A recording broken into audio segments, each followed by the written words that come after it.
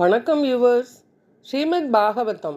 ஸ்ரீமதி கீதா வீரராகவன் எளிய தமிழில் எழுதிய ஸ்ரீமத் பாகவதம் பகுதி 260 காண்போமா? ஜராசந்தன். ஸ்ரீ சுகர் தொடர்ந்து கூறினார், பரீட்சித்து மகாராஜனே, மகதராஜனான ஜராசந்தனின் மகள்களான ஆஸ்தி, பிராப்தி ஆகிய இருவரையும் கம்சன் மனம் முடித்திருந்தான். பகவான் ஸ்ரீ கிருஷ்ணரால் கம்சன் இறந்த பிறகு விஷயமறிந்த ஜராசந்தன் மிகவும் வருத்தமும் கோபமும் பொங்க யாதவர்களை பூமியிலிருந்து பூண்டோடு அழிப்பதற்கு பெரும் முயற்சிகளை மேற்கொள்ள துவங்கினார். ஜராசந்தன் தனது 23 அக்ரோனி சேனைகளோடு புறப்பட்டு வந்து மதுரா நகரை முற்றுகையிட்டான். ஜராசந்தன் படைகள் மதுராவை சுற்றி கடல் வெள்ளம் போல் நின்றன. அதனால் மதுரா நகரத்து மக்கள் மிகவும் அச்சப்பட்டனர். உலக பாரத்தை போக்குவதும் பக்தர்களை காத்து துஷ்டர்களை அழிப்பதுமே பகவானின் இந்த அவதாரமாகும். பகவான் ஸ்ரீ கிருஷ்ணர் எண்ணினார், தர்மத்தை காக்கவும் அதர்மம் மேலோங்கும் பொழுது அதை அழிக்கவும் அவதாரங்களை எடுப்பேன். பகவான் கோவிந்தன் இவ்வாறு சிந்தனை செய்து கொண்டிருக்கும் பொழுது அவருக்கு முன்பாக திவ்யமான 2 தேர்கள் போர் ஆயுதங்களுடனும் தேரோட்டிகளுடனும் வந்து நின்றன.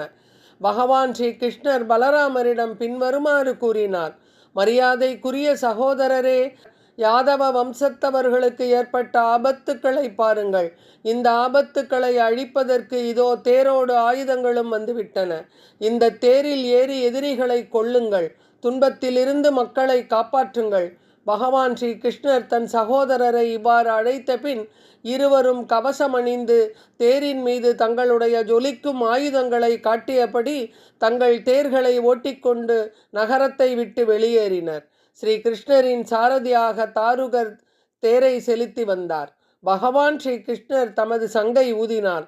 அதை கேட்ட எதிரிகளின் இதயங்கள் பயத்தால் நடுங்கின.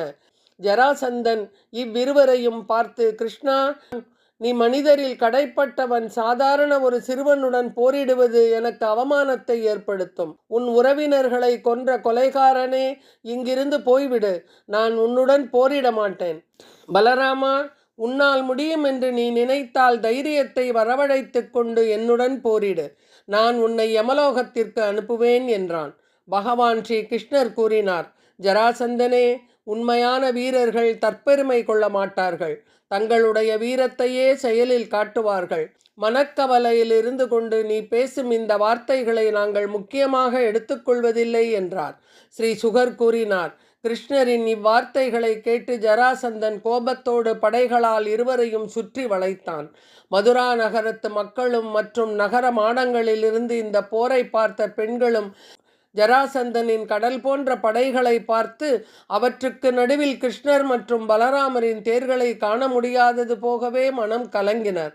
பகவான் ஸ்ரீ கிருஷ்ணர் தன்னுடைய சாரங்கம் என்ற வில்லை நான் ஏற்றி ஒலி எழுப்பினார். தமது அம்பரா துளியிலிருந்து அம்புகளை எடுத்த பகவான் ஸ்ரீ கிருஷ்ணர் அவற்றை வில்லில் பொருத்தி நாணேற்றி அம்பு மழைகளை பொழிந்தார்.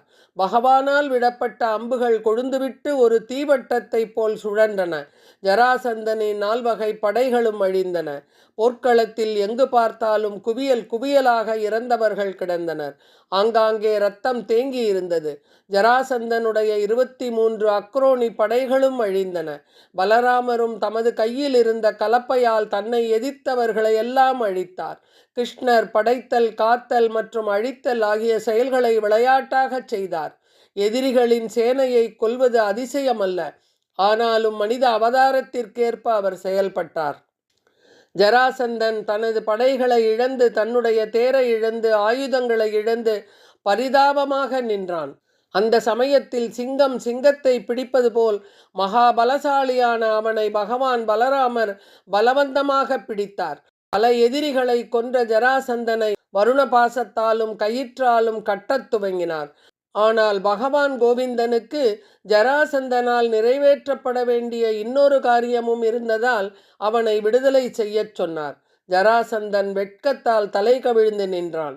ஸ்ரீ கிருஷ்ணரால் விடுவிக்கப்பட்ட பின் தன்னுடைய மகத நாட்டிற்கு திரும்பினான். அதன் பிறகு பகவான் ஸ்ரீ கிருஷ்ணர் துவாரகாபுரியை அமைத்தல்.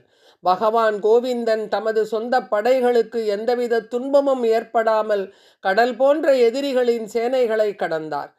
பகவானின் வெற்றியை மலர்மாறி பொழிந்து தேவர்கள் கொண்டாடினர். மதுராபுரி மக்கள் மகிழ்ச்சியால் பூரிப்படைந்தனர். கிருஷ்ணரை சந்திப்பதற்காக வெளியே வந்தனர்.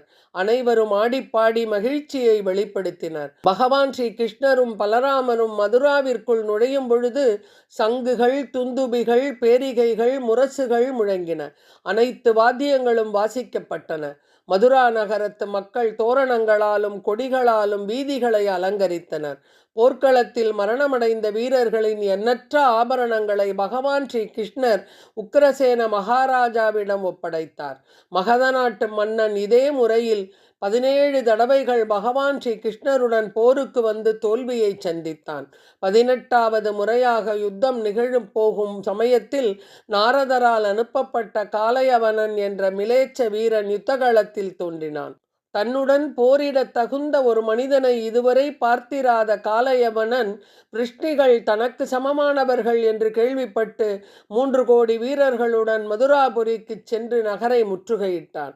பகவான் ஸ்ரீ கிருஷ்ணரும் மற்றும் பலராமரும் காலயவனனை கண்டதும் சற்று யோசித்து பின்வருமாறு கூறினார். சகோதரரே, மதுராவிற்கு பெரும் ஆபத்து ஏற்பட்டுள்ளது. 2 பக்கங்களிலிருந்தும் யாதவர்களை பயமுறுத்துகிறது. இந்த காலயவனன் ஏற்கனவே நம்மை முற்றுகையிட்டு விட்டான். மகாபலசாலியான மகதராஜன் இன்றோ நாளையோ இங்கு வந்து விடுவான்.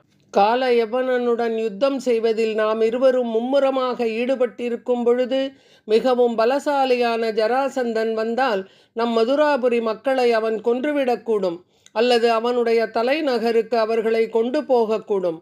ஆகையால் எந்த மனித சக்தியாலும் ஊடுருவ முடியாத ஒரு கோட்டையை உடனடியாக நாம் கட்டுவோம். அங்கே நம் உறவினர்களை கொண்டு போய் வைத்த பிறகு காலயவனனுடன் போர் புரிந்தவனை கொள்ளுவோம். இவ்வாறு பலராமருடன் கலந்து ஆலோசித்த பகவான் ஸ்ரீ கிருஷ்ணர் 12 யோஜனைகள் சுற்றளவு உள்ள ஒரு கோட்டையை சமுத்திரத்தினுள் கட்டும்படி செய்தார். அந்த கோட்டைக்குள் எல்லா வகையான அற்புத பொருட்களும் அடங்கிய ஒரு நகரத்தை அவர் நிர்மாணிக்கச் செய்தார். அந்த நகரத்தின் நிர்மாண வேலைகள் விஸ்வகர்மாவின் விஞ்ஞானபூர்வமான அறிவும் கட்டட நிர்மாண கலையின் சாமர்த்தியமும் முழுமையாக காணப்பட்டன.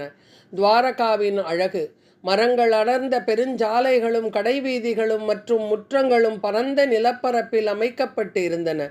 சொர்க்கலோகத்திலிருந்து கொண்டு வரப்பட்ட மரங்களும் செடிகளும் கொடிகளும் அடங்கிய அற்புதமான பூங்காக்களும் தோட்டங்களும் கூட அங்கு இருந்தன. நுழைவாயில்கள் ஆகாயத்தை தொடும் தங்க கோபுரங்களை கொண்டிருந்தன. அவற்றின் மேல் தளங்கள் பளிங்கினால் அமைக்கப்பட்டிருந்தன.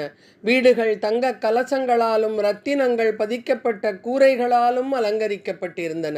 தரைகளில் மரகத கற்கள் பதிக்கப்பட்டிருந்தன. ஒவ்வொரு வீட்டிலும் ஒரு காவல் மாடமும் குடும்பத்துக்கு அதிதேவதையான ஒரு கோவிலும் இருந்தன. இவ்வாறு அந்த நகரமானது மேலும் பகவான் ஸ்ரீ கிருஷ்ணரின் அரண்மனையால் அழகுபடுத்தப்பட்டு இருந்தது. இந்திர பகவான் ஸ்ரீ கிருஷ்ணரிடம் சுதர்மா ராஜசபையையும் பாரிஜாத மரத்தையும் கொடுத்தார். அந்த ராஜசபையில் நிற்கும் மனிதன் மரண விதிகளுக்கு கட்டுப்பட்டவன் அல்ல. வருணதேவன் மனம் போல் துரிதமாக ஓடக்கூடிய குதிரைகளை அளித்தார். அவற்றில் சில தூய கருநீலமானவை, மற்றவை வெண்மையானவை. தேவர்களின் செல்வங்களுக்கு அதிபதியான குபேரன் தனது 8 நிதிகளையும் மாய பொக்கிஷங்களை அளித்தார். இவ்வாறு ஒவ்வொருவரும் தத்தம் சிறப்பான செல்வங்களை பகவான் ஸ்ரீ கிருஷ்ணருக்கு அனுப்பி வைத்தார்கள். பகவான் ஸ்ரீ கிருஷ்ணன் தமது யோக மாயையின் அற்புத சக்தியால் தமது எல்லா பிரஜைகளையும் புதிய நகரத்திற்கு அழைத்து சென்று பின் மதுராவை காக்கும் பொழுது அங்கேயே தங்கி இருந்த பகவான் பலராமருடன் கலந்து ஆலோசித்தார். பின்னர் பகவான் ஸ்ரீ கிருஷ்ணர் ஒரு தாமரை மலர் மாலையை அணிந்து கொண்டு நிராயுத பாணியாக மதுராபுரியின் முக்கிய வாயில் வழியாக நகரை விட்டு வெளியேறினார். பகவான் ஸ்ரீ கிருஷ்ணர் செய்யப்போவது என்ன என்பதனை ஸ்ரீமத் பாகவதம் பகுதி 261 காண்போமா? நன்றி, வணக்கம்.